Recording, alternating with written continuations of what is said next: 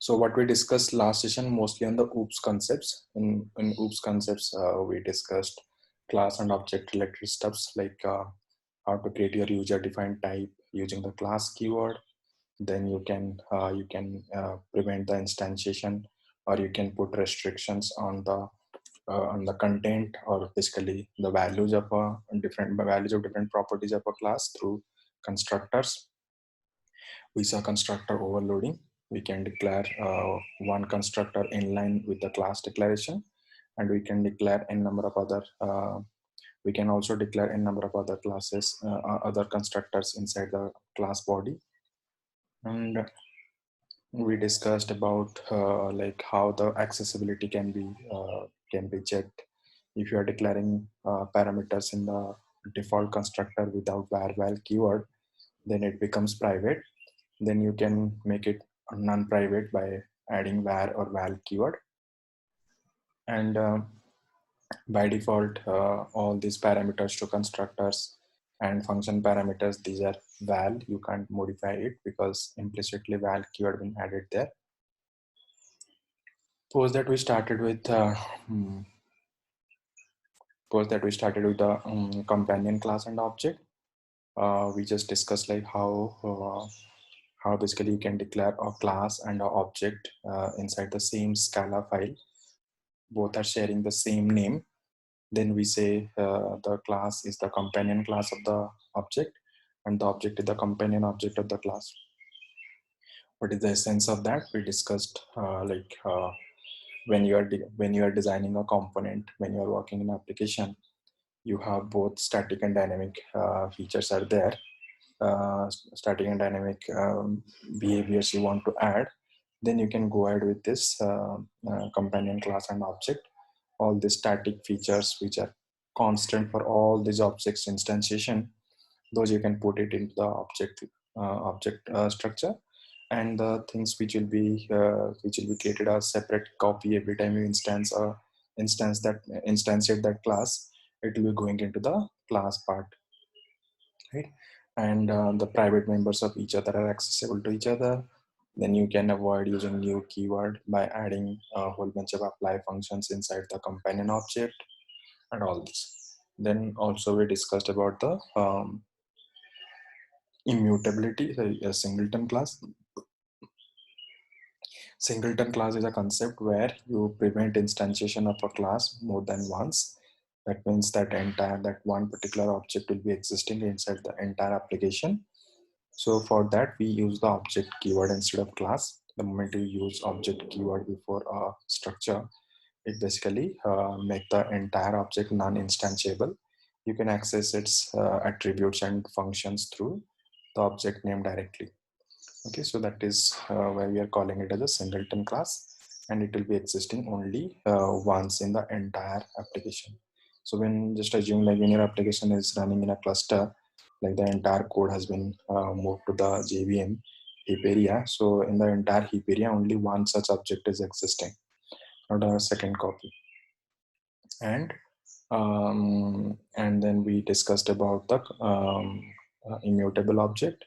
We achieve immutability by adding the case keyword before the class declaration. And you can declare this class without class body because you can define simply a constructor.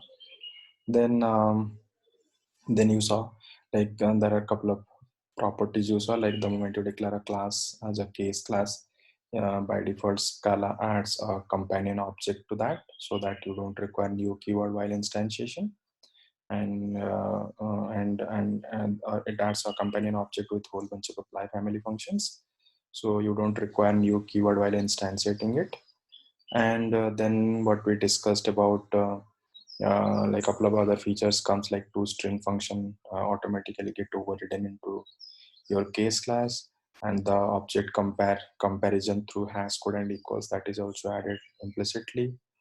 And a couple of this kind of like features like immutability, we didn't discuss about the essence of that. Immutability is required when you are working in a distributed environment, or like imagine like in normal engineering projects also, when you're moving the different objects to and fro across multiple systems or multiple JVMs, so the data should be received at the destination or the target system or the target JVM with absolute accuracy. There shouldn't be any, the data shouldn't get corrupted during while getting traversed through the network. So for that, we make objects immutable. So pretty much every other class we are using primitive types like integer, string, and all these are all immutable.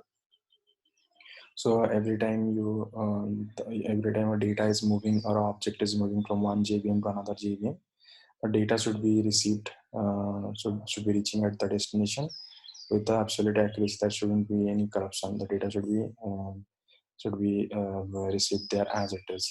So that's the whole reason. And in Spark, like we are working in a distributed environment where you are having whole bunch of computers configured as a cluster and configured as a cluster. Then you are basically configured as a cluster. And when you are when a distributed application is getting executed, so the objects are moving across multiple systems. So then we are saying, so there we are saying, uh, so there we are saying like the data should be moving with absolute accuracy. So there, that's why you will see on data frame like it is in the backend. It's a RDD of row objects. Row objects also same thing. It is immutable. Similarly, in data sets, you will see like you'll be converting your data frame to a typed data frame. So the type information we always pass as case classes. Then we saw implicit class. Implicit class is basically required when you want to add some additional features or functionalities to an existing class without modifying its source code. Then you can create a whole bunch of implicit classes which is having a constructor of the same type whose functionality you want to increase or you want to add additional functionalities. So in that case, you will be able to call these additional functions on the existing class without any such conversions and all. And we saw one example. We created a function called string utils, which has a constructor that takes a string as a parameter. Then we write a function word count, and that was working as it is. So when that function becomes available by default when you are creating a string object, right? So these are a couple of stuffs we discussed, right? Then today we'll start about the the collections. So in collections, what we will see, in collections we'll see these kind of stuffs like again, these are also super important. So list examples are what? List examples.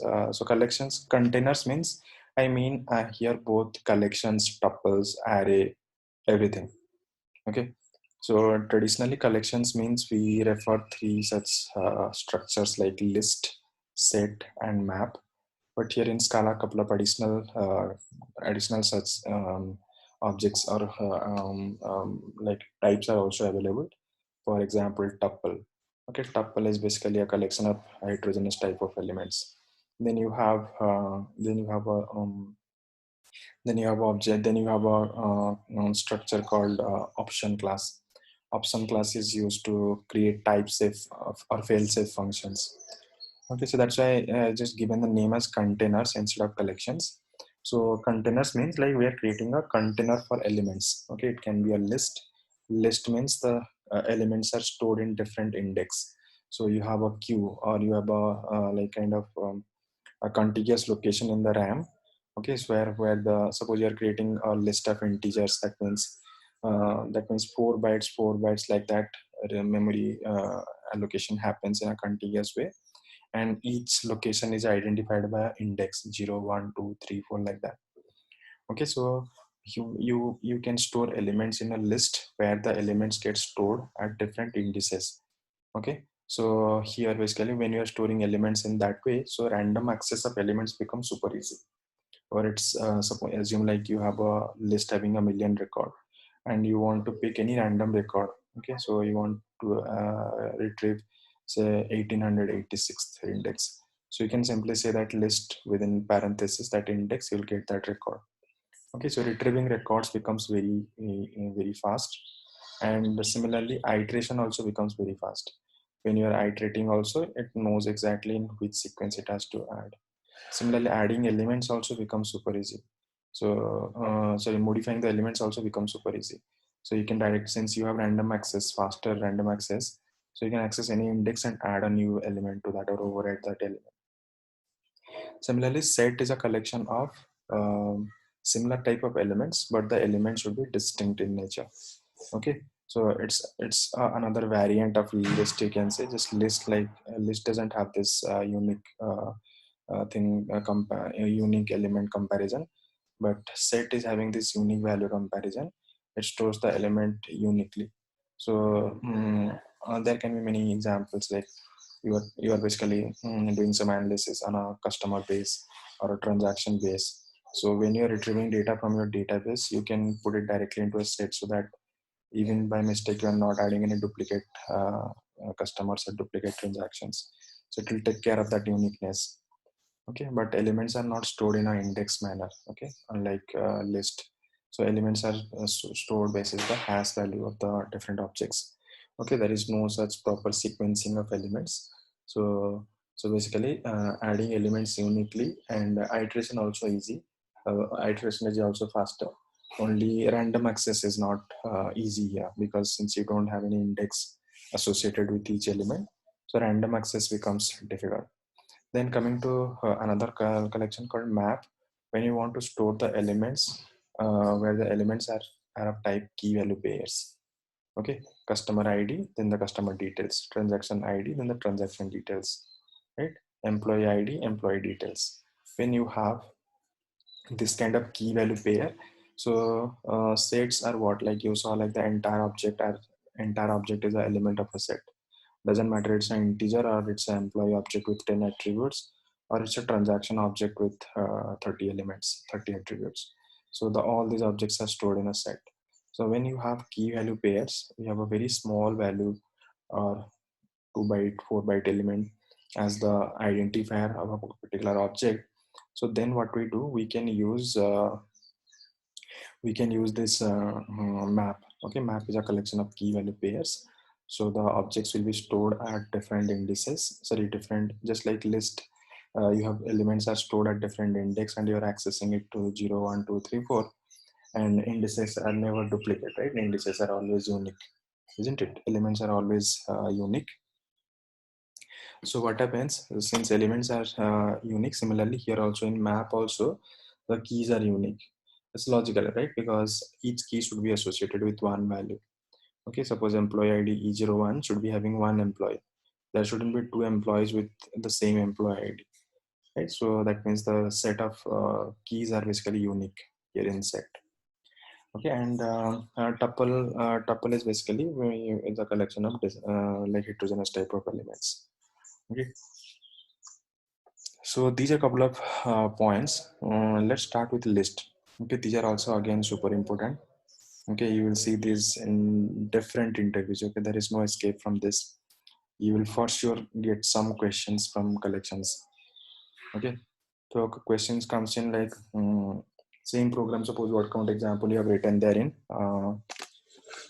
Word count example you have written there in RDD. So one person may ask you, can you write the word count example using Scala without using RDD? I have a small data set. Can you do that? So you should be able to write that kind of program there. Okay, people ask this oops concepts in details, like what is implicit class, what are the properties it brings to the table. Okay, that kind of questions comes. So so here is what we are doing. Here we have created a weekdays list like this. Val weekdays counts is equal to it's a list of string. Okay, this double colon operator is also used to create a list. String, then double colon, again another string, colon, double colon, again another string, like that. You can create a list in this way also. This double colon operator is called cons operator, and the list should end with nil. Okay, so this is also one of the way to create a list. Then you are calling println println weekdays cons. So you can print that in the console. Similarly, you can also create a list in this way. Val weekdays equal to list of Monday, Tuesday, Wednesday, Thursday, Friday. Okay, so that means you didn't use new keyword here, list. That means what? That means list class should be having a companion class, because a companion object in the backend with some apply function, isn't it? So here you have created a weekdays list of strings, again weekends, another list having two elements, Saturday, Sunday. Then you can merge two lists together also. Okay, weekdays triple colon weekends. This is used to merge two lists together. Okay.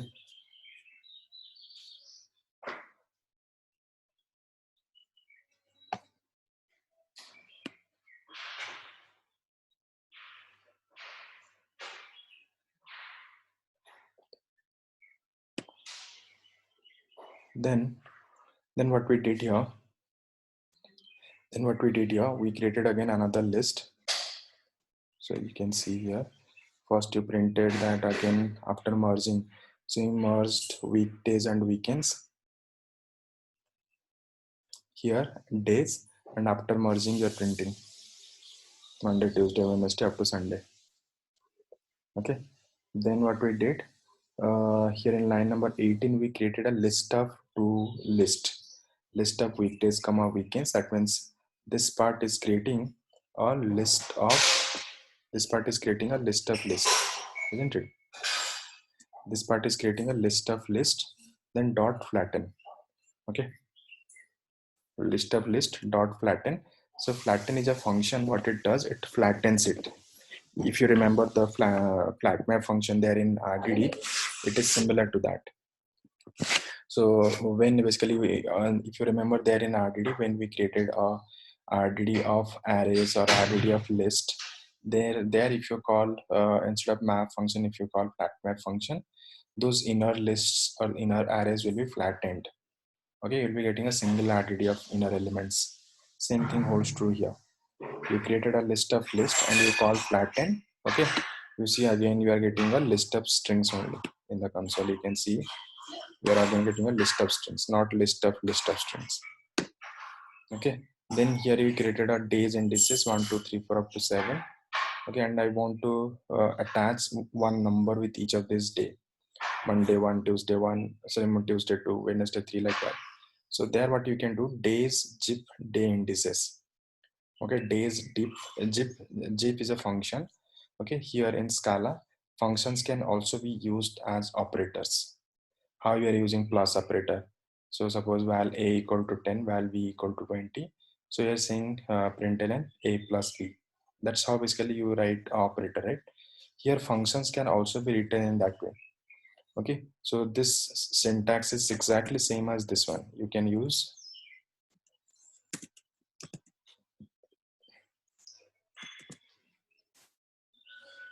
in this way, days.zip day indices. Okay, days.zip day indices. Here basically what you are doing, days.zip day indices. Here you are trying to zip the zip to list element by its element. Okay, so that's why you are seeing in the console it's printing list of Monday 1, Tuesday 2, Wednesday 3, Thursday 4, like that. All these elements are zipped together index wise. What if you have unequal lists, like one is having 10 elements, another is having 5 elements? So it will always take the intersection. Okay, suppose there are one list is having 10 elements, another is having 7. So after zipping, you will get only 7 elements, 7 pairs. Okay, the remaining 3 will be discarded. Okay, similarly, you are saying weekdays.head. Head is a function that is used to get the first element, okay, the 0th element. So that's why we're saying Monday is the 0th element. Weekends.tail. Tail is a function which give all these elements except the first. That's why you're getting Tuesday, Wednesday, Thursday, Friday. Okay, because I'm calling it on weekdays list. It is having 5 elements, so except the first one, remaining 4 just you retrieved. Oh, your screen is jumping here.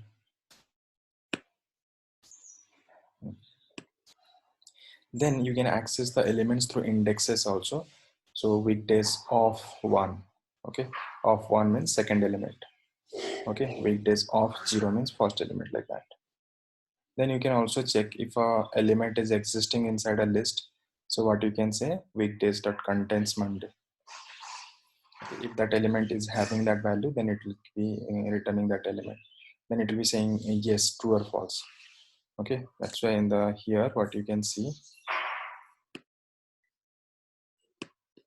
So you can see it's printing true here. Okay, size is a function to see the size, 5 elements. Weekdays dot reverse, it will reverse the elements, Friday, Thursday, Wednesday, Tuesday, Monday. And how to iterate a list? Anyway, you can use for loop for day, backward arrow operator, weekdays, println day. Okay, so it's printing all these elements Monday, Tuesday, Wednesday in this particular sequence. Got it? Iterating a list. Then some interesting function comes like the similar functions what you see in RDD, same functions are also available here in Scala. That means when RDD has been implemented, they already picked up the Scala language and they saw there are a whole bunch of stuffs are available here. So for that, so the same the same map, for each filter, all these functions you saw there in RDD, these are also available in Scala Collections. Okay, you can call this map, filter, for each, everything on the normal list set and all this array, everywhere you can call these functions. Okay, so what we did here, we just said like applying for each operation, then we are saying weekdays dot for each println underscore. Okay, weekdays dot for each, then println underscore. So here what they are doing, so basically println underscore underscore is basically a wildcard character. Okay, so for each and every element it will pass it into println and it will print it. Okay, which is pretty much same as the commented line statement. So it is exactly same as weekdays dot for each, then you are saying day, arrow operator, println day. Okay, you remember like there you mentioned record, arrow operator, some operations. Here also exactly same thing. Day, arrow operator, println day. Then applying map function here. Okay, applying map function is also similar way. Applying map function also we did the same thing. Weekdays dot map underscore equal to Monday. So we are trying to compare each and every element with Monday. Okay, that means the same concept there also. Their use of for each function was returning unit. That's why we were calling it as an action. Here there is no transformation action concept. Here you are calling for each function. This function also returns a unit. You can see final override def for each function returns unit. Okay, it returns unit. Then what you did, map function. Map function, what you can see, def map, and then it takes some implicit things and all. But what's the return type?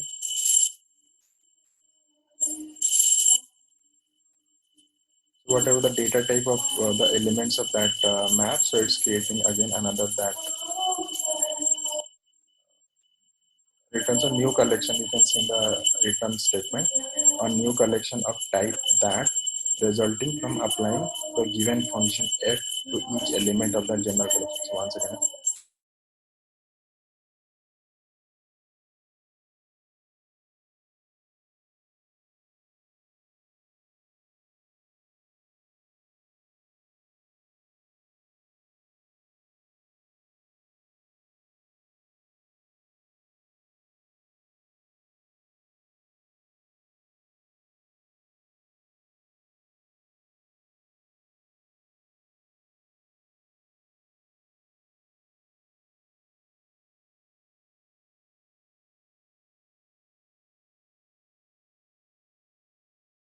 so that means map function will create again another list after applying this transformation. So first for each function just printed all these elements here. Then you call applying map operation. Applying map operation is converting each element to a boolean value, true or false. Like for the first element it will be true, rest of the elements are false. But you can see in the console here. Got it? Then you are calling filter function weekdays dot filter underscore equal to Monday. That means you are checking each and every element with Monday. So that means you will be getting only a list of one element, right? So that's why like then you are printing it using for each function. Okay, all this map function returns a list. Again, this filter function returns a list. That's why you're able to call for each function. If you try to again call some function, it's an error because for each function doesn't return anything. So that how this map function returning false, can you just explain again? Same thing, no? Same RDD concept. So it will keep on iterating from the first element, Monday equal to Monday, Tuesday equal to Monday, Wednesday equal to Monday. It will keep on checking for all these elements. The elements for which it is returning true, those will be returned. Rest of the elements will be filtered out. But in the RDD, in the map function, we used to process the element, right? Hmm. But here, this map function returning the false. I didn't get this exactly. It's not returning false. Here, apply this filter function is returning Monday. This is map function. Yeah, Map so I'm asking about the map function only, how it is returning the in false. map function you're asking, right? Yeah, Yeah, map function you can apply any transformation, right? yeah, we can apply the retransformations. So the map means the value Doing equal nothing to but I'm saying record arrow operator. equal to Monday. Hmm. Yeah, if the record equal to Monday, then for each day print day. So what you received out of this, you received again another list of Boolean values, Hmm. isn't it? Or suppose I'm not using this, I can use any expression. I'm here converting a string to Boolean value. You can use any expression. Suppose I'm trying to convert it to two lowercase. I can apply any transformation, right? Is there any restriction? No, there is no restriction. No restriction. You can apply any transformation there. Mhm. That's what I'm doing. So after applying this, so the earlier example, what I was doing, I was saying record arrow operator record equal to Monday. So that means this particular expression will be applied to each and every element of that list. So wherever it is returning, sometimes it will be returning true, sometimes it will be returning false, and the exact same thing is happening here. For the first element, it was true. For the rest of the elements, these are false, isn't it? No, still confused. Anybody having the same confusion? So till map function, you understood or not? No, till map function I understood. Even I understood this. If I'm using the record dot to lowercase, it will Hmm. convert every element of the list into the lowercase. Right? Lowercase, correct. But I didn't understood like when you are checking for the Monday. So Monday it is fine, but for rest of the element, how it was returning the false. Now you understood like why it is But error. yeah, this is I understood. But the map function doesn't return the true or false, right? Mm-hmm. So when it was not matching to the Monday, we were checking for the each and every element. Suppose I'm not even mentioning this. I'm saying like if record equal to Monday,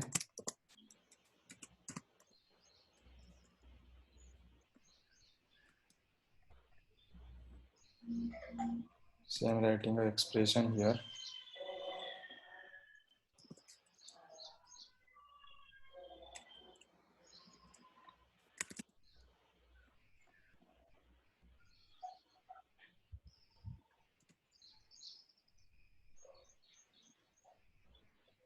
Oh, the syntax is not working here.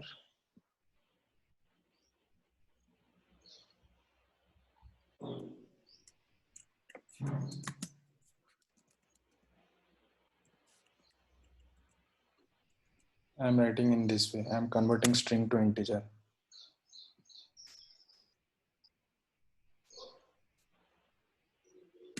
Now what I did, I just converted string to integer here. I'm just applying a filter which will be giving me one where the date where the value is Monday, but rest of the things it will return 0. Is there any Hmm. problem with this? No, this is fine. No? Same thing. I can apply anything, right? I can say record equal to Monday. Then I'm returning true. Else I'm returning false. Is there any But problem with this? So basically, like I can apply any transformation. I'm just showing some random example. okay, so suppose like if we don't mention the else part, and if it is not matching to the record is not matching to Monday, so in that case it will by default it will return false, right? Correct. So earlier I was using the equal to operation. Equal to operation is what? It's a predicate. It's a Boolean expression. Boolean only, yeah. It will either return true or false. Hmm. Right? But if I'm writing if else, then else part becomes mandatory. Otherwise, it's an error. Okay, I got it. Yeah. Okay. Hmm. So similarly, filter function also we tried. Nobody's asking any question here. You're understanding everything or you're not understanding anything. Big question here.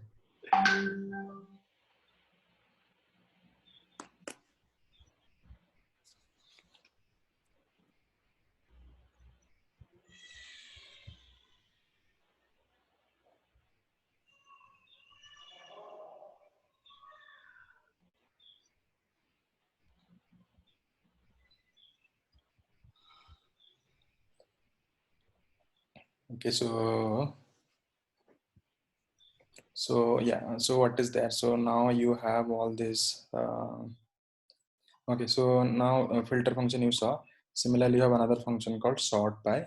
Sort by also you can sort by the elements basis some attributes. Here I'm sorting the elements by the first character.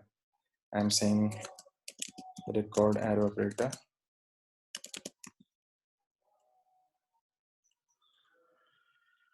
Yeah, this guy was not one of the guy from the previous batch. Anyway, so what we have to do? Sort by is basically we are saying how to sort the elements. Like either you have to. So here what I've done. So my elements are of type string. So this I want to sort them using the first character. Okay, record of zero. Sorry, record of zero means the first character. So that means Friday should be coming first. Right? Friday, Monday, Tuesday, Thursday, Wednesday, like that. Then partition function.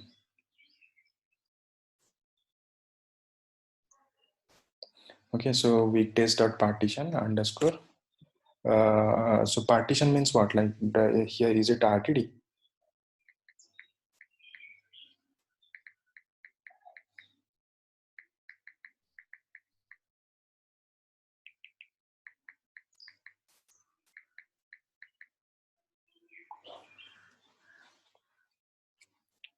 Okay, so partition by is basically to divide the entire collection into two parts.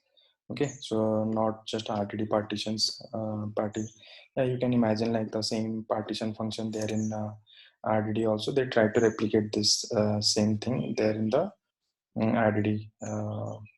Partition means you are giving a condition. So this basis the condition, your data will be divided into multiple parts. Okay, so all these elements which are equal to Monday, that will be a one partition, rest will be another partition. Okay, exactly same thing been done here. So you can see it's creating a tuple of two elements. First is list of Monday. Second one is basically list of all the rest of the elements.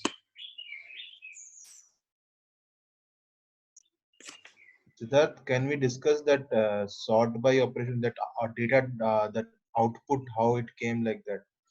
Sorry? Friday, Monday. For sort by thing, the output it came like Friday, Monday, Tuesday, Thursday, Wednesday. Can we discuss that one? What it is exactly? First character, no. F is first characters. If you see this odd, first F is coming, then M is coming, then T is coming. T is a tie, whichever is coming first. So that is it. That's being shown here. Okay. Then basically Wednesday W is the last. It's first character wise the sorting is happening. Okay, sorting with the alphabetically, right? Yeah, alphabetical order, but not all characters, only the first character. Here the record of zero, okay, it is not the index value of record, the first value of record, or No, so see, record stands for what? Each and every element, Monday, Tuesday, Wednesday, like that. So when it is checking the Monday, so what is the first character of Monday? M. What is the character of first character of Tuesday? T. Like that, it's taking the first character of each of these strings and then it is ordering it. By default, the ordering is in the ascending order. Make sense? Yeah.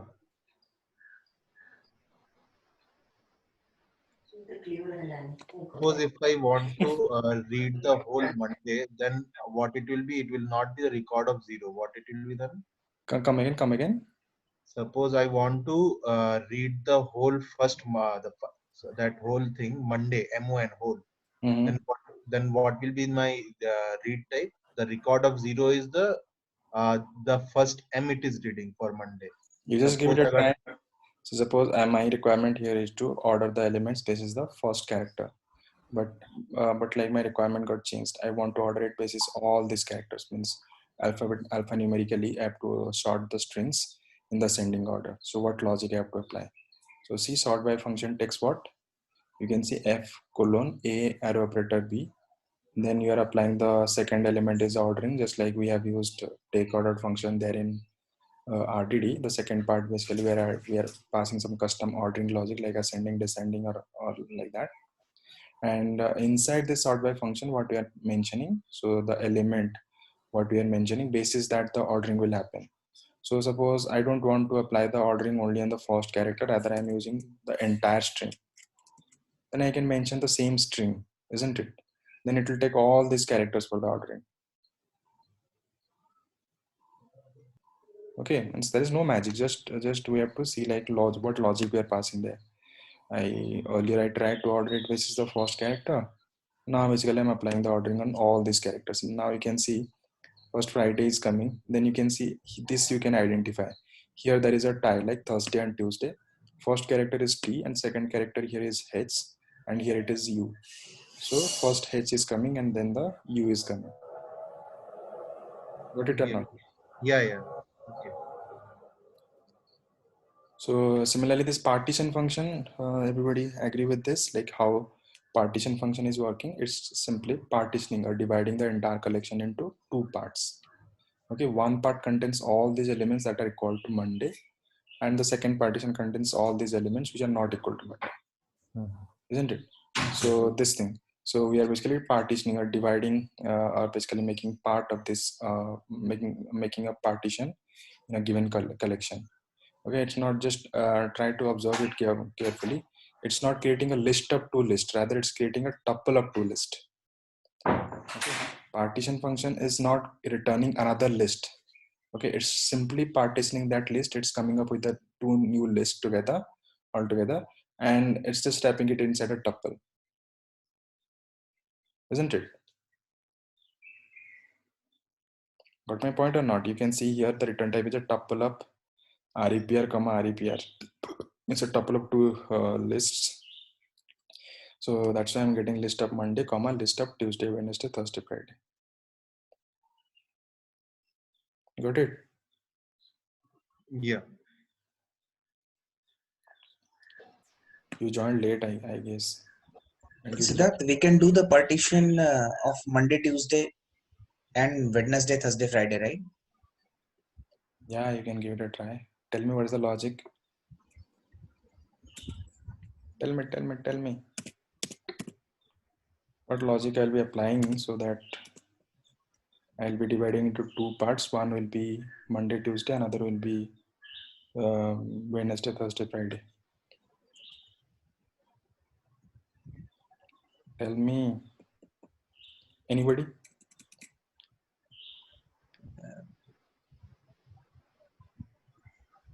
By giving comma and Tuesday, it won't work. If anybody can answer this, you'll get 200 rupees off in the fees. Record dot contents. Sorry? Can we put like record dot contents Monday comma Tuesday? You are a champ, man, but you told the reverse thing. String contents doesn't work. List of contents, right? What I can do, I can create a list. List of Monday comma Tuesday.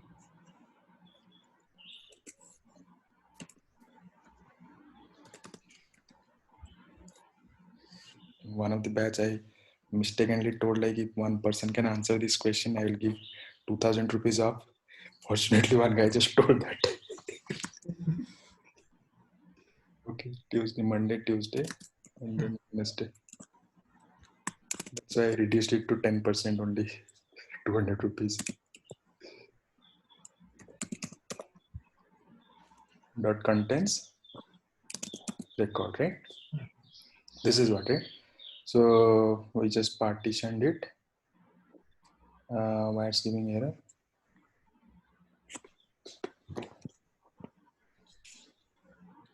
List of Monday, Tuesday, Wednesday contents.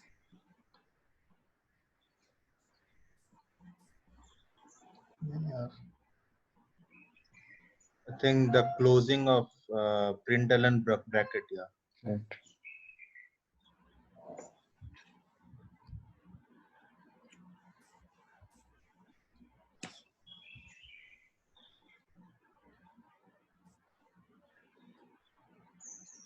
Down.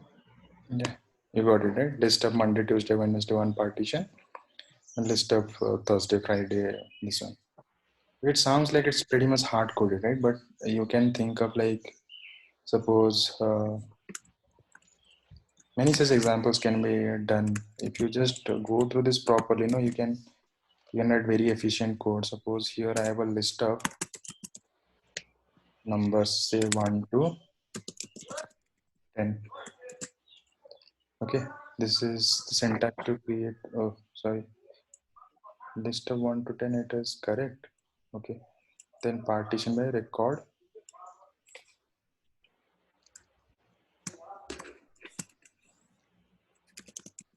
Record modular division 2.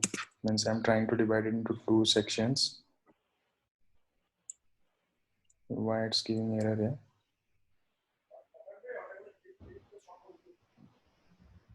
Cannot resolve some mod function is there.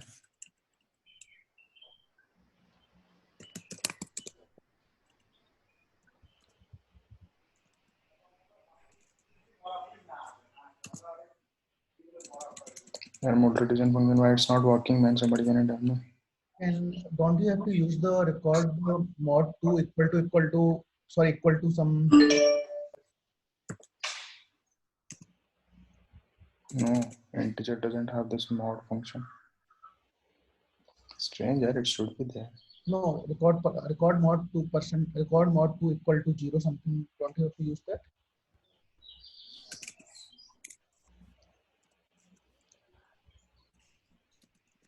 Oh, okay. It should be like this. Single equal, I think, right? No, comparison, right? No, but it cannot be the comparison. I think it should explain, it's a predicate. It should return true or false. Partition, okay. The predicated then, but it's not the predicate. I think Yeah, many programmers are there. Nobody is helping here. What is this?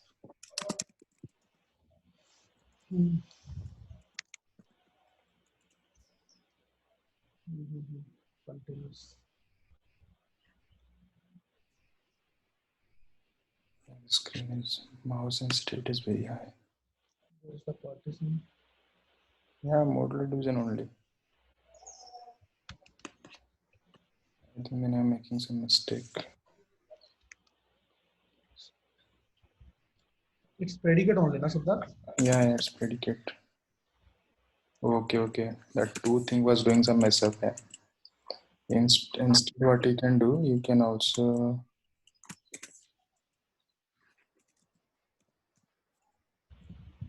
This is how to create a range, right? Yeah. 1 to 10 is creating a range of 1 to 10. Then I'm printing this. Okay, so equal to 0. Then I'm dividing into 2 partitions. One will be of all even numbers, one will be odd numbers.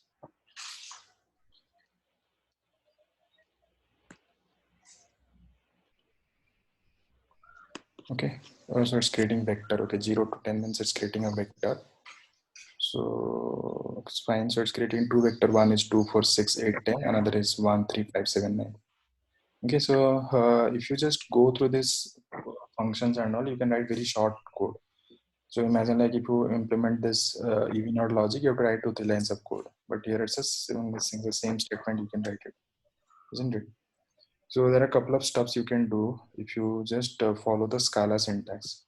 Python is also similar thing. Python you will see uh, is all the same thing what you can write in Java, like whole bunch of n number of loops and all that can be done in Python, and like 10-20 lines of code in Java can be reduced to 2 to 3 lines in Python and Scala.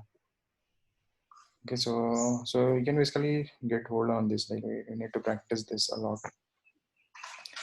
Okay, similarly, you have so one type of this kind of functions what you saw like map, filter, sort by, partition. These are all one-to-one operations. Okay, so mostly these are record-wise record operations. Then just like if you compare with your RDDs and all, map, filter, and all this, and another variant of functions are basically aggregations. What you saw there in pair RDD. So there you saw reduce, aggregate by key. Similarly, here also there are a whole bunch of functions available: scan, fold, reduce, and all this. So these functions are used to apply aggregations. Siddharth, Yeah. so one question.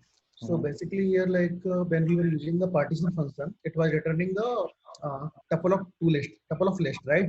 So basically like List. Yeah. so one list will go to the one partition, another list will go to the another partition, right? Don't compare it with means sparse partition. It's just logical partitioning. And the same list is divided into two different lists. That's it. Okay. No Spark concept here. Like it's not distributed computation. These are all standalone. Your same computer's RAM and processor is used to solve this program or execute this program. Partition only the name, just follow the English meaning of partition. Like we're partitioning or we're dividing one list into multiple. Okay. So we can divide it into the multiple list also, right? More than two. Yeah. How you will do that then? Hmm. I'm just thinking that part. Jatin, anybody? How you want to, if you want to divide into multiple list, how will be doing that? Amol? Doing a partition and then again a partition. Sorry? No, Partition and then again a partition of that. exactly. So you can create two partition. Again, you can call further partition function on each of these individual partitions. And that way you keep on calling nestedly. Okay, understood. Okay. Okay, so that's the thing. But yeah, if you just practice these things, like things will be clear, you'll come up with new questions. Trust me, like in the previous batch, this is the Mars batch 2, right? The other Mars batch. These people are super active. Like because of their help only, I'm adding this Delta Lake, this glue, and also reading writing data to AWS Athena. So they're helping me a lot. And earlier I was struggling. Like I didn't give it a try. Like how to read data from MongoDB from EC2 instance. So I just gave assignments, and it's just some time consuming. Like the same thing which is unsolved, you spend 4-5 hours, you will be definitely solving it. So those people helped me almost in like 5 to 10 very big programs. So that's the thing. Like if you just keep practicing, things will be interesting. If you just these 2 hours, you'll just listen with half sleeping mode, so it will not help. There are a lot of things are there, and you yourself will feel the gravity. Like what is this thing? If you walk, like how much of value will be adding. Processing petabyte scale data is not a joke. Traditionally, nobody can do that. Only big data technology can solve that. Ask any warehouse, any cloud, Oracle cloud, any SQL server. You take, none of a single database can process petabyte scale data. It can only be done through big data like Spark and all this, Spark, Link and all. Okay, so just take it seriously. Things will be fun. Okay, so now let's see some aggregation functions. We have scan, fold, and reduce. There are three variant of functions. It's a common interview questions also, like what's the difference between scan, fold, and reduce. All these three are aggregation functions only. Let's see them one by one. Okay, so first I just created a list of integers 10, 20, 30, 40, 60. And I, again, like each function is having three variants: scan right, scan left, scan, fold right, fold left, fold, like that. Three variants. So first I'm trying with scan right function. the same numbers that scan, right? So you can see pretty much similar to your aggregate by key function. First element it's taking the initial value, and the second parameter is having two parameter list. First parameter is integer, second parameter list is taking an aggregation function. Okay, n1 minus n2 subtraction operation. Okay, so it will again create another list. And what is that list? I'm saying like this is aggregation, but it should return a single value, right? It will not return a single value, rather it will be calculating cumulated aggregated value. Okay, so that means for scan function you'll get another list with additional element. Here I have 6 elements, you'll be getting 7 elements. So how this is happening, let's try to understand here. So scan right function, as the name suggests, from the right the scan will start. Okay, rightmost element is 60 and you're adding an initial element 0. Okay, the rightmost element is 0. Okay, rightmost element is 0, and here you are seeing so that means first iteration it is resulting into 0, second iteration is 60 minus 0. Okay, second element is basically 60 minus 0. Second element is 60 minus 0, that is 60. Okay, third element is 50. Then the next iteration it will go for 50. 50 minus 60 is equal to minus 10. Then the next iteration element is 40. 40 plus minus 10. Sorry, 40 minus minus 10. 50. Right? Then the next element is 30. 30 minus 50. Minus 20. Then 20. 20 minus minus 20. 40. Then 10 minus 40. That is equal to minus 30. So in this way, in the reverse order, the aggregation will start. Getting a point? So scan right function is used to apply aggregations from right to left. Okay, it is cumulative negative subtraction. So you might have heard cumulative aggregate, cumulative average, cumulative sum. So for example, there can be many examples. In real time, it has a lot of different use cases. So you have been given a transaction data set having say transaction. Say I have date. Okay, so suppose this is I can't type a lot. Suppose day 1, say 1st of Jan 2020, amount transaction you just spend some 1,000 rupees there in More Mega Mart. In the day 2, you have spent some again 1,100 rupees. In the day 3, say Feb 1st 2020, you spend some 2,000 rupees. Okay, so cumulated sum is basically, so here cumulated sum is same 1,000. Here cumulated sum is previous sum plus this sum, that is 2,100. Then here 2,100 plus 2,000, that is 4,100. So this is what I call like cumulated sum. Like this kind of like columns or matrices we calculate when working in different analytical projects or dashboards. So that means like every day you take the accumulated sum that represents that particular customer's entire expense in your store. Okay, so that means if a person, so that can be many analysis can be done in real time. So when you are working in real time projects, so yeah, so customer lifetime value is a very important KPI or a metrics like we calculate. Okay, analytics people calculate it. So lifetime value of a customer, suppose if a person is with them for 6 months, then the trend will look like this, like it will start from this, it will keep on increasing. If it is for a year you are going to that store, so that will also be increasing. So that means if you have the entire tenure of a customer, you can identify that there can be many matrices you can calculate. If a person is continuing with your store for a year, he must have visited your store almost 100 times. So you saw like from 10th or from 20th time, the person starts spending a lot than the previous spend, because you already created some good relationship with him. You started giving him a lot of promotions. That person is happy, so he's spending more on this. That means like he's not going to other stores, he's just listing down all his requirements, and like he's coming to your store weekly once or bi-weekly once, and he's purchasing everything from you. Okay, so So these kind of patterns they analyze. Okay, that means the longer the tenure will be, the more the customer will spend amount in your store. Okay, again, then it is not true, universally true. Like a person, we keep on moving different places, we keep on switching our stay, we keep going different places. But this pattern helps them understanding their business in a better way.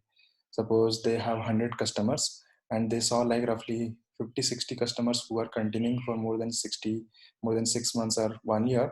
So after a certain transaction, so that increases like anything. Every other business, like consistency, if there is a consistency, then you will see the result. So that holds true in every other business. So this can be identified. In fact, there are many rule of thumbs are there that can be identified through the through this right analysis of the data. 80-20 rule, or Pareto analysis, you might have heard about it. 80-20 rule. Like suppose you are having a business, and your revenue is monthly, say, a crore rupees. So that means like if your revenue is 1 crore rupees and you have 1,000 customer base, 1,000 customers are coming to you, you'll do the analysis. You will see roughly only 200 customers are contributing 80% of your revenue. Okay, so what I mean basically, if 1,000 people are coming to your store, and your revenue is basically 1 crore. Revenue 1 crore means not profit 1 crore. Revenue means what is the total transaction happening. So he can identify, like every time you do any analysis, it's all revenue based. Nobody will give you the profit thing. Not a single company will disclose their profit part. It's all revenue. In fact, in every other new channel, whatever you're seeing, it's all revenue they are showing. We made like $1 million revenue this year, this quarter. We made like 100 million revenue this year. So these are all revenue. Okay, revenue. So they know like what's the percentage of profit. It's a grocery shop, so the revenue is very less, like kind of 2% or 3%. Like if it is a vegetable shop, like the revenue, maybe the percentage is 10% or 15%. Or it's a software firm, the revenue is maybe like 60%. Like if your revenue is $100, that means roughly $60 is your profit. So the calculation happens in this way. So basically what I mean, basically, if you have made a crore rupees of transaction, so and you have 1,000 customer base, so you will see roughly 200 customers are contributing roughly 800 lakhs. Okay, and only 200 lakhs is coming from the rest of the 800 customers. That's the 80-20 rule. It's everywhere, like in all this business. If you just do this analysis, I have done it multiple times. Always 80-20 rule, like 20% of your potential customers contribute towards 80% of your revenue. Okay, so this is a different type of analysis we do. And you can see in this particular example, we are trying to find the cumulative sum. We calculate cumulative sum, cumulative average. So similarly, cumulative average will also keep on increasing, or sometimes after a certain time it will be becoming stagnant. Okay, so grocery shop, like you cannot expect a person is making 2 lakhs rupees salary and is spending everything on your store. That will never happen, right? But like you will get to know like at least what's your saturation point, like what's the ceiling. Okay, if you do this kind of analysis, if a person is coming to my store for 6 months, 1 year, 2 year, 5 years, after 6 months there is a stagnant, or after 1 year it's a stagnant, then basically it can help you. It can basically help you to basically go for a proper direction. Maybe you are making a good, you are doing a very good business and you made a lot of profit. So you can hire some data scientist people and they can help you how to boost your revenue. Maybe they will tell you, oh, we can purchase data from other sources, like a person is not only spending amount in groceries. That person is also spending amount in other expenses, like medicines, maybe gas station, maybe vegetables, maybe other stuffs are there. So you can purchase those data of the customers from different vendors. There are data providers out there. Nielsen is a data provider. You can purchase data from MasterCard and Visa card or Amex card also. Okay, so you send them the list of cards or information, so they will share you all this data with you. Everything is attached with your PAN card, right? Or basically a unique ID. So if you are using the same card, so the same card related information they can purchase from other systems, and they can do further analysis. This person monthly spends say 30,000. on this day-to-day stuffs, and out of that 30,000, only 10,000 is coming to me. Can I expand my business? So I have a huge store. Can I start basically a vegetable shop in the first floor, or a medical store in the second floor, so that like those transactions will also come to me. But that's how businesses emerge, right? So this kind of analysis we do for that. Okay, so I'm just trying to give some real-time scenarios when you can use what kind of analysis. This is that only. Here you are doing some cumulative aggregate. So again, like it's in both direction. You can do from top to bottom, bottom to top. Again, mostly we generally use this top to bottom, like accumulated first time, like total sum of transaction for current day, next day, next transaction, sum of the first two, third transaction, sum of all these three. So we go in this top down approach, but there can be some analysis which can be done in bottom up also. Bottom up means like you can think of like a person just churned out. Churned out means he was coming to your store, but after certain time he stopped coming to you. Or basically you are a telecom user, you are using Reliance Jio. You started using and you continued for 1 year, and then you moved out of that network. So how the pattern will be identified? So initially you are spending every month say 200 rupees or 150 rupees. Then for constantly 6 months you recharged your phone and you started using, but then it started declining. Like the validity is once you recharge 200 rupees, your phone will be active at least 2 months. That person didn't recharge for the next 2 months. Then he again make a top up, say 100 rupees, and there is a validity of 45 days. Like in this way, that spending will decrease. Okay, spending will decrease and eventually they will move out. So this kind of analysis can be done from this only. If you see the data, you properly do the data wrangling, you will see the patterns, and businesses act upon that only. You are using two SIM cards. You started not recharging in the second SIM card. You will start getting promotional messages.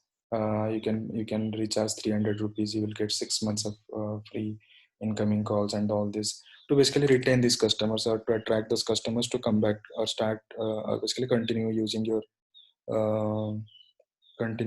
your service. And so this kind of analysis we do through this kind of functions. So scan right, you saw, right? First 0, then 60 minus 0, then 50 minus 60, then 40 minus 10, then 30 minus 50, then 20 minus 20, then 10 minus 40. Okay, in this iteration, in this manner, this iteration started. Then you have another list called list of students 33203. Okay, so here you started a scan left function. So scan left will be scanning from the left. Okay, so the first initial element is 20. So you can see here the initial element is 20 from the left. Then you are adding a sum operation here. So 20 plus 3, 23. Again 3, 23 plus 3, 26. Again 2, 26 plus 2 is 28. Again 0, 28 plus 0 is 28. Again 28 plus 3 is 31. In that way, this aggregation, cumulated aggregation, will keep on calculating from left to right, okay, top to bottom. Okay, this is what is called a scan function. It will keep on scanning from left or right basis the function you are calling. Okay, and so another two variant of the same scan function is called fold and reduce. Okay, similarly, fold right function we tried on the same collection of 10, 20, 30, 40, 60 what you have created in line of 58. You called fold right function. You use the same negative subtraction. So here if you see, here you see where it is, applying scan right, applying scan left.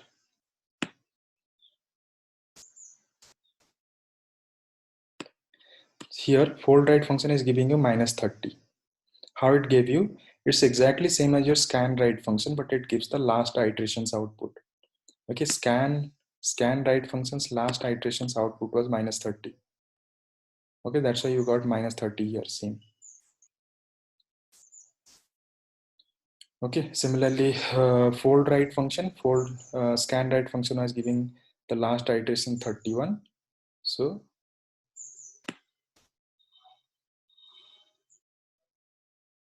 you are getting the result is also 31.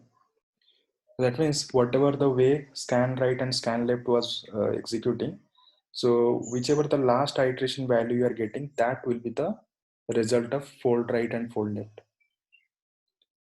Initially, it looks like a very huge thing, but you practice it, you'll be remembering this. Okay, it's not a rocket science. It's pretty straightforward. Like as the name function name itself explanatory, scan right, keep on scanning from right. Okay, it's a cumulative aggregations, and you'll get the records. Fold means you fold to the last iteration only. That's what it means. Okay, fold right means the last iteration's value. Fold left means the last iteration value of scan left. Okay, and similarly you came up with a new function called reduce right and reduce left. So only syntactic difference, otherwise the results are same. Okay, fold right is taking two parameters list. First one is the initial value, second one is the aggregation function, but reduce function doesn't have the initial parameter thing.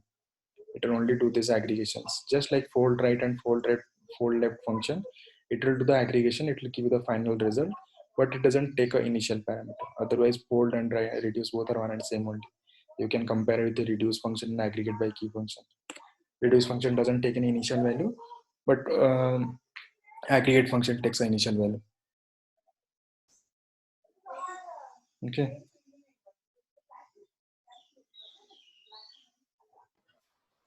That fold right, can you explain again what was fold right? Fold right is the output of scan right's last iteration. Okay. Okay, in scan right you keep on iterating from right to left. So the leftmost result what you received, that is the output of fold right function. Okay. And Siddharth, reduce also give the last iteration. Yeah, reduce function also work the exactly same way. So the only difference is the syntax. Only syntax, yeah, correct. So fold function takes an initial value, whereas reduce function doesn't take an initial value. That's the only difference. Okay. So that for the scan function, scan, fold, and reduce, you were telling the three variant, left, right, and normal. So what is the only scan function? Only scan function is the left variant of that. So we saw scan, fold, and reduce. Okay, all this left variant, right variant we saw.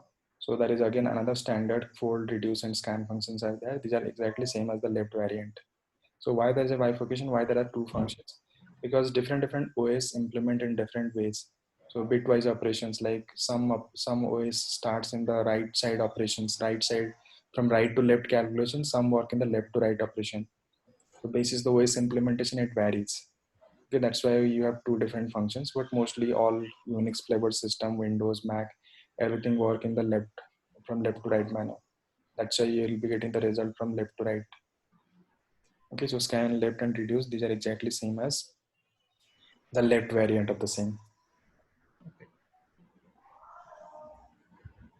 And you are not asking anything. Amol also. Manan also. No, Manan is asking.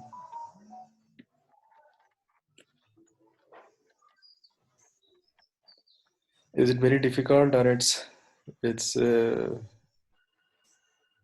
how it is? I know it will be like for non-programmers, you require some time to digest this. Yeah, yeah. I was just saying this that we need time to digest this. But yeah, at least you have to spend time. Yeah, like means you have to spend time. That's the first thing. That's why I'm not like if I just sit like in two sessions, I'll complete this. But intentionally, I'm giving you some breathing time. But make sure like at least you are utilizing that. You're coming up with some questions and all.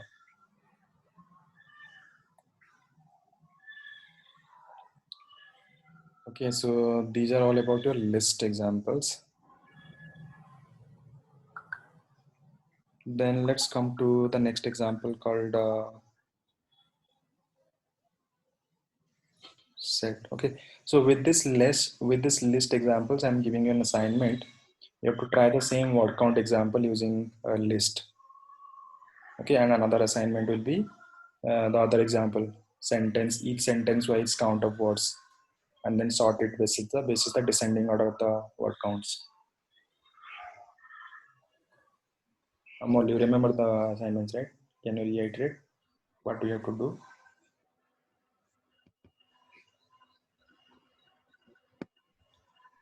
Amol? Yeah. Can come again once. Word count example, what we have tried there in RDD, we have to try the same example using list. Yeah. Another is every sentence wise count of words. The output should be sentence comma count, and the record should be ordered based on the descending order of the counts. First question, like I understood, like a word count. Second, not able to get. Second is the same word count example with a little tweak. So so you'll be getting a output of like list of tuples. First element is the string, the statement itself, comma. The second element is the count of words inside that sentence. Okay. Can be done, right? Yeah. Then additional step is order it basis the descending order of the second part of the tuple. That is the count. Okay. Like we don't need that US India you said, right? That example we can use Yeah. like that. Given the same assignment there in RDD also, if you remember. Yeah.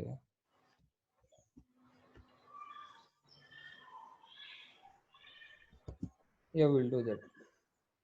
Cool. In RDD, the transaction assignment is pending to discuss. Sorry? In RDD, the transaction assignment is pending to discuss. Okay.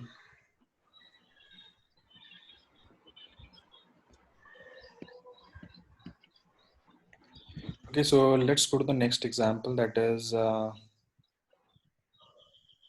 which example will go? Set up user defined. Spiral assignment, right? That also we need to discuss. That we didn't discuss in the last class. Which one? The spiral assignment you gave, right? 1, 2, Yeah, 3. Yeah, that one. Anybody tried that? So we will try it, and we'll maybe we'll discuss it on Thursday. Next month. Okay, just everybody try. We'll discuss on next session. That's also a common question. I myself have seen this question twice in 2 interviews.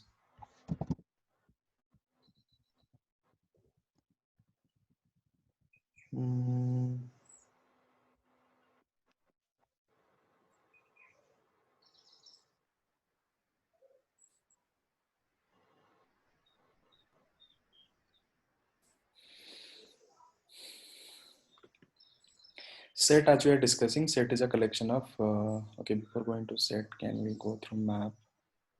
Map, we are saying it's a collection of key value pairs. Okay, map of key value pairs. Just 1 second, my baby is crying like anything. Sorry. Yeah, so map is basically a collection of key value pairs, as we have discussed. So key can be of any type and value also can be of any type. Okay, so here we have created a states code. States code is a map that is having key value pairs. Key is basically, 1 second.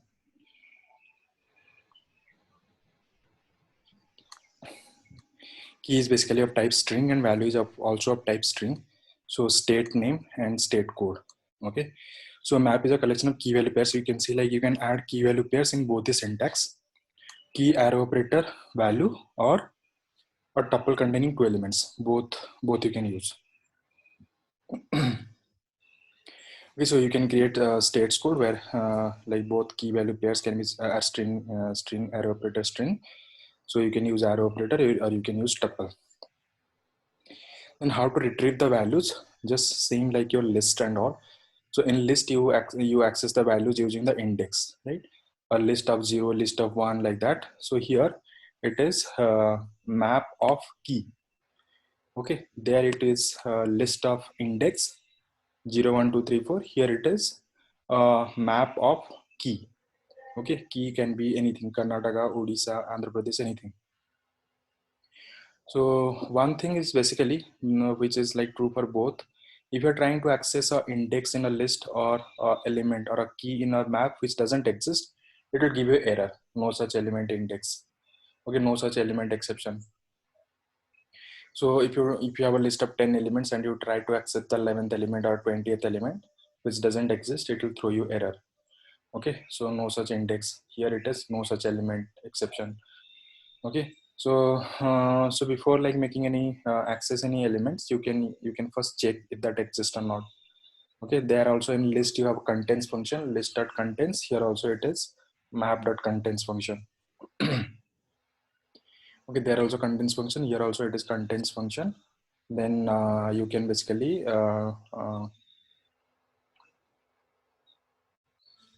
so this particular you can check the element the existence of an element inside a map using contents function. Then you can also iterate using the same for each function, for loop, everything is applicable here. Here you are using for each function, pair arrow operator, println pair dot underscore 1 space pair dot underscore 2.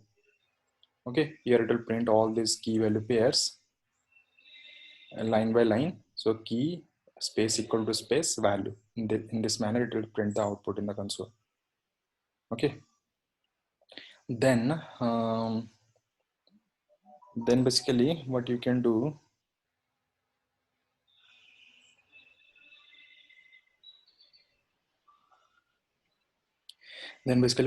so just like we have seen that zip function, here also you can use zip function. We have created two lists. One is states having all these state names, and codes is again another list of state codes. Okay, then you can zip them together, states.zip.code. Okay, there you remember it will create a list of key value pairs. If you remember, list of Monday, 1, Tuesday, 1, like Tuesday, 2, Wednesday, 3, like that. It was creating a list, right? So here what we did, we just converted that list to map, which is fine because a map is a collection of key value pairs, and here also it is creating a list of pairs of 2 elements. So both are one and fine only, both are same only. So we just converted that list to map. Okay, that is there.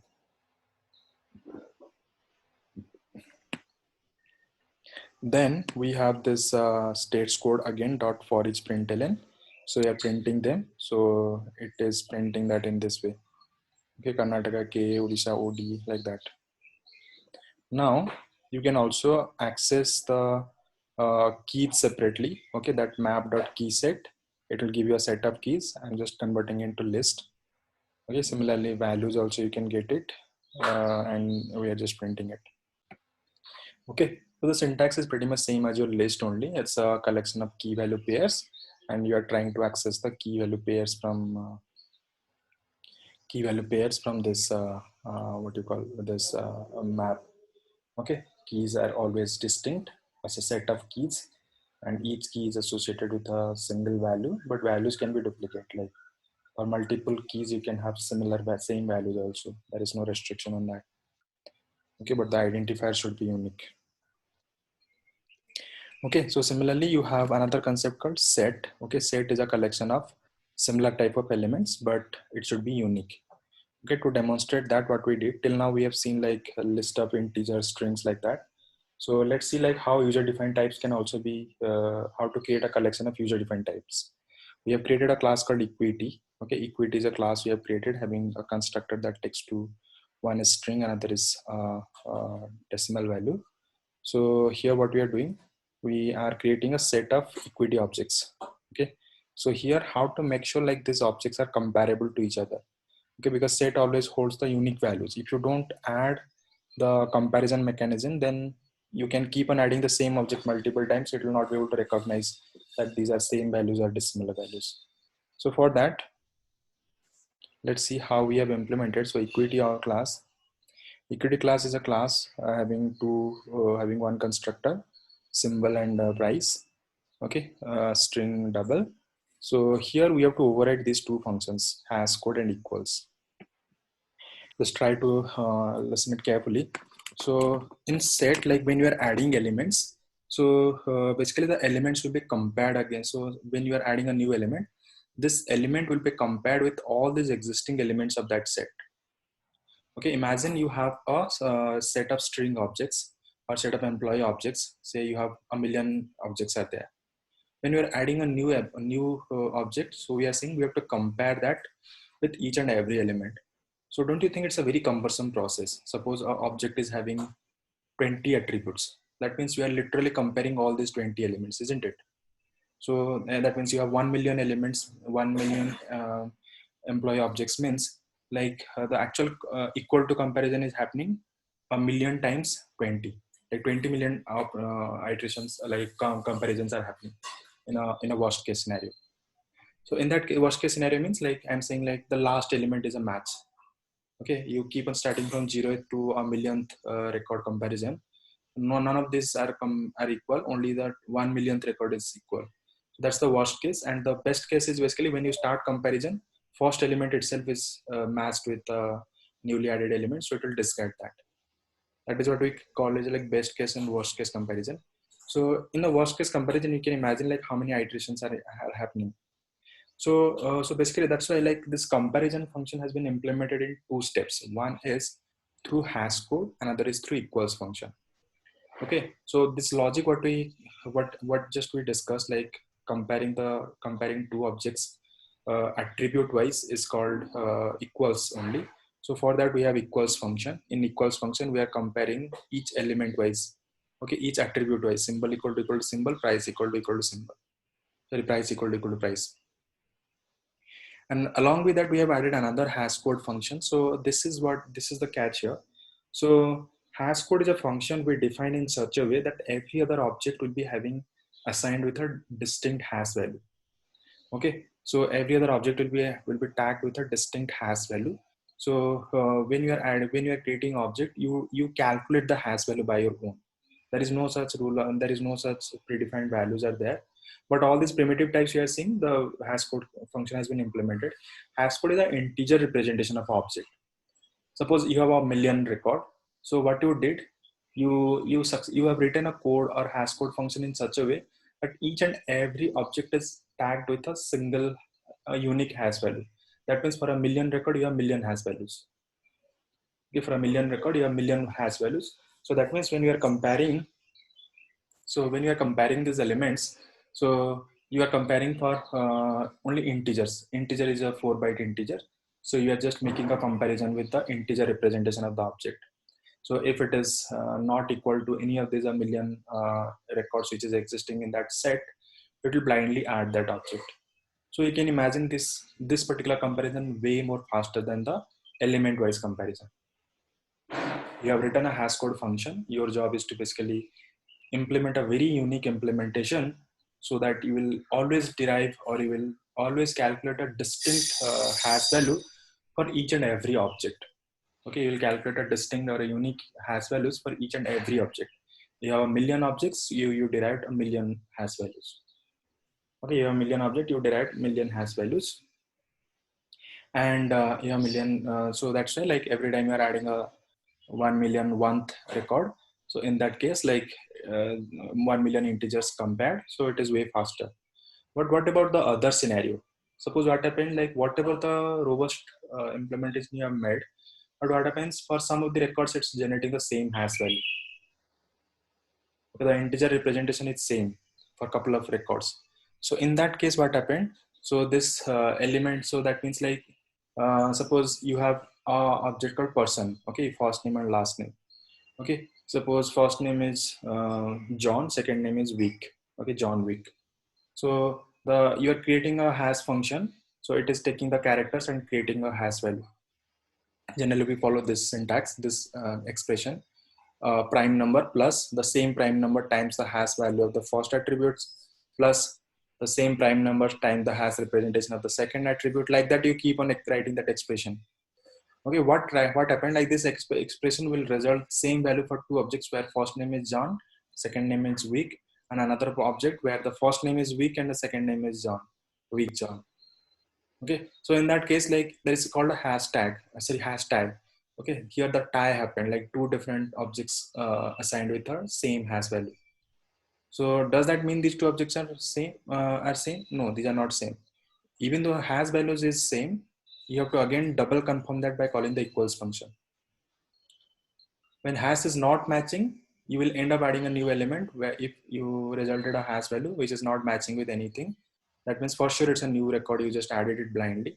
But when you're trying to add an element and the hash value of the new object is similar to some of the elements, so in that case you have to call the equals functions to make sure is it actually same or not. Okay, for non-matching it's a one-step process, but for matching it's a two-step process. Make sense? Anybody?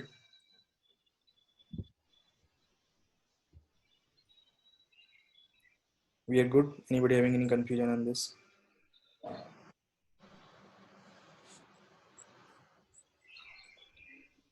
So I have to drop off because I have another batch. So I'll just recap it in the next session. Yeah. Okay. So just try to understand like what I'm trying to say here in set operations. Okay. When you're adding your elements, why it's a two-step process? Is it logically making any sense? Comparing the element, all these elements are comparing an integer representation of the same. Okay. So just go through that. Okay, so that's why like every time you're adding a new user-defined object as different elements of a set, we need to implement or you need to override this hash code and equals. Hash code will derive an integer. Equals function will basically derive a Boolean value by comparing each and every element separately. Okay, so this is the logic. Okay, we will. So that's and the rest of the things are pretty much same. You have the set operations. You have to head operation, head, tell, then merging multiple sets, check if an element is existing or not. You add a new element, add the same element. What is happening? You can just check it. Okay. So let's connect again on Thursday. Okay.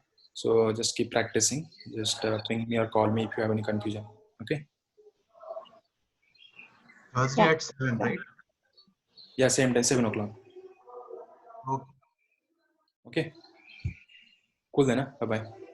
Yeah. Thanks, man.